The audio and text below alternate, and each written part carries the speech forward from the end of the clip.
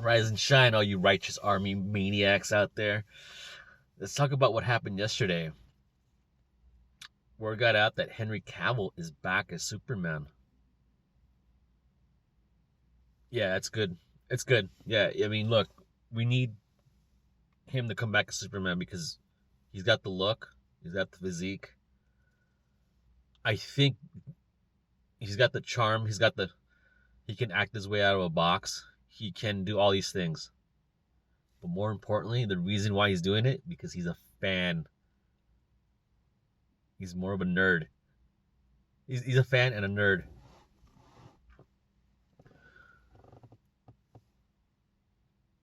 Here's my dilemma about the problem is that he needs to surround himself with filmmakers who have the same ideas that he has. That's hard to come by. He knows it too. The tone of the film should be upliftingly positive, especially in this day and age where we need something to aspire to. He needs to find a director, hopefully a writer director who understands him, but also understands the character. Because there's a lot of filmmakers who are not fans of graphic literature, who are not fans of IPs that hold near and dear to the hearts of everyone in this country. Cavill knew this going into it. I'm not sure what he pitched to Zaslav, but I'm going to assume that it was. I'm going to assume he has ideas of stories that he can sit there and adapt to, and say we could use these stories and adapt it. But I think he wants this to get away from the Snyder influence, the Snyder weak-minded victimhood mentality,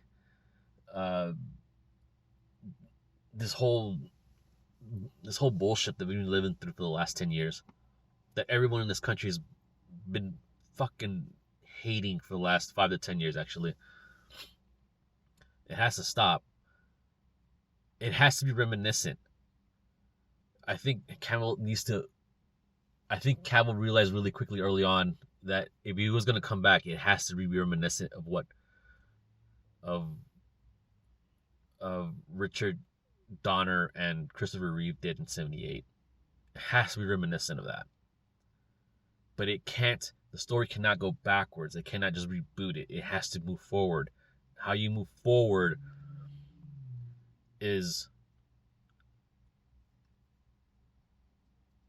to understand that in the Flashverse or Flashpoint, it has to, whatever he does in the past, when the Flash goes back and rechanges everything, that Superman has to get away from this victim mindset. That is not his fault. That it's not nobody's fault. He has to take accountability and understand that they need him, and he can't just, like, I'm trying to remember that one scene in Man of Steel where he's in Juarez, and then he just sort of looks down, and like there's an amount of guilt to it, and then they just sort of look at him, and there's got to be an uplifting, inspirational look to him. I'm not sure what the Flash movie is going to be about, so I'm just gonna. Oh, I know I'm only in it because I want to see what Michael Keaton would do. But I think, of all honesty, I think Cavill really desperately wants that Christopher Reeve tone of Superman, and I think he could do it. I think he could pull it off, and I think he could just get rid of that fucking Zack Snyder mentality, that tone, everything that was so bad about it. I think he can still keep the only thing about the Zack Snyder universe is that he built up all these characters and they met each other in the Snyder cut, because that's like probably one of the better movies. I think he can, and I think, like I said, it's gonna be a tricky thing to figure out, because he has to sit there and realize who can adapt it in his own mind. what he wants, and that's the hardest thing ever. Hopefully, it'll take like 3 years to pull this off, and I'm not sure what his shooting schedule is going to look like, what movies he has already lined up, but I think he'll do fine. I think he'll do fine. So that being said, I gotta let you guys go. So take it easy.